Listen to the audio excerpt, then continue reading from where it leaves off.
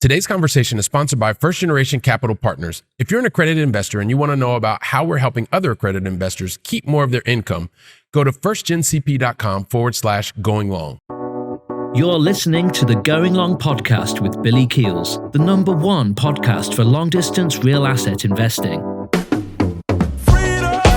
Welcome to the Going Long podcast. We're back once again to continue to help to educate you so you feel much more comfortable as well as confident investing beyond your backyard. And yes, I'm your host, Billy Keels, and we're back once again for another solo episode, and I'm really looking forward to it. I also want to give shouts out to everyone who continues to screen share, screenshot, tagging us across social media channels, LinkedIn, Facebook, Instagram. We really, really appreciate that. So you're helping to bring more new future Going Long family members together. So really appreciate you. And also if you continue to leave your honest written reviews as well as ratings, you know, that's something that we definitely appreciate about you as well.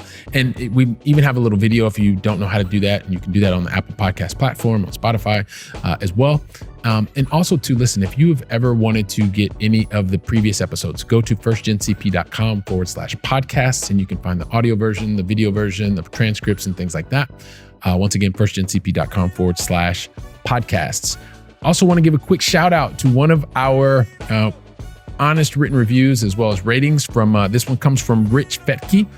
Rich was also a guest, so appreciate Rich, you taking time actually as a guest and then also leaving an honest written review. Billy is the great summarizer. Billy Keels has a unique ability to be curious, ask powerful questions, and then summarize that knowledge and wisdom into a clear and actionable plan for his listeners.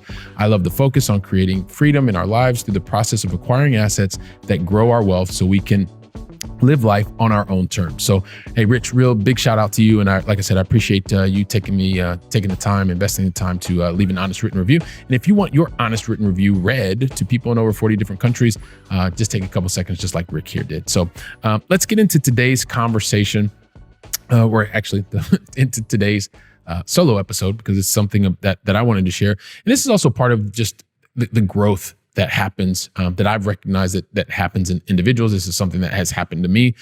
And I want to share, actually, there was on my LinkedIn page, and I like posting a lot on LinkedIn. I think I've not hidden that. Like I really do like posting on LinkedIn. There was a video that I posted not too long ago, and it was around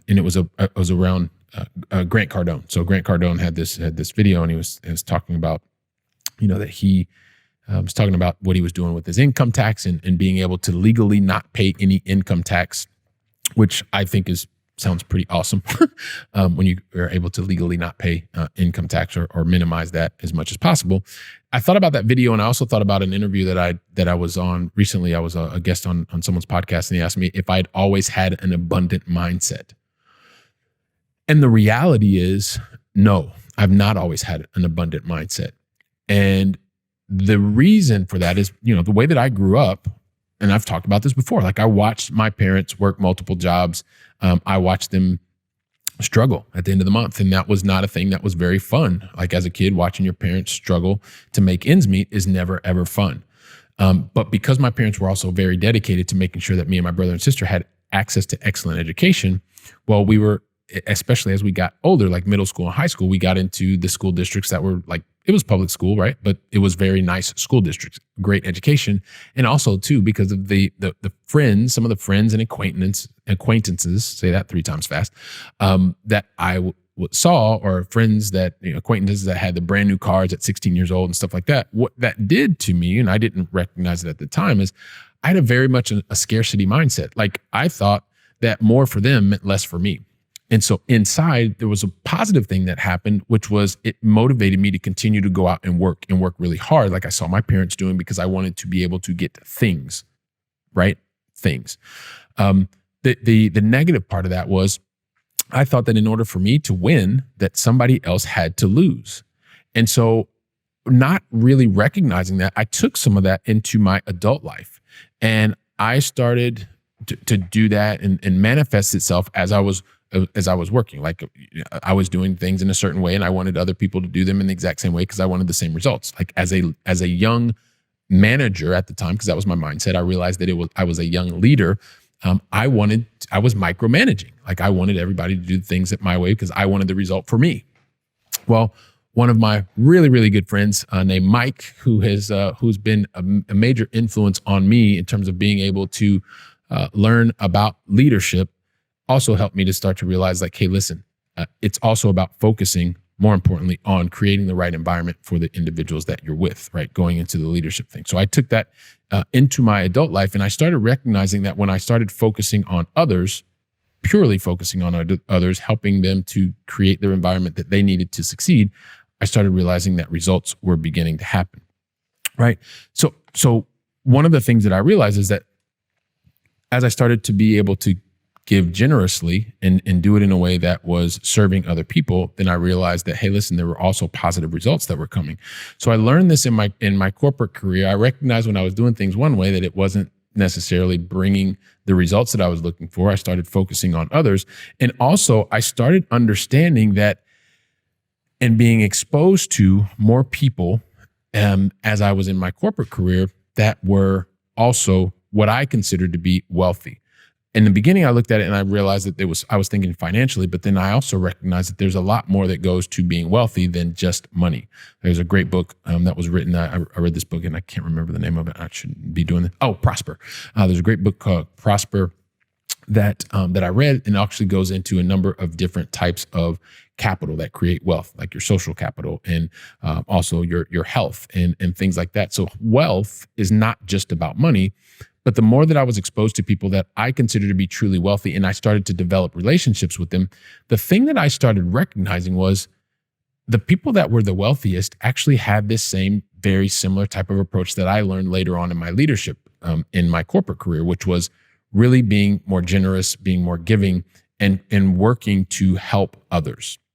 And so what I realized is that early on, I learned the work ethic, the drive, and I was doing that, but it was very much from a pretty much a selfish perspective because I was trying to get more things.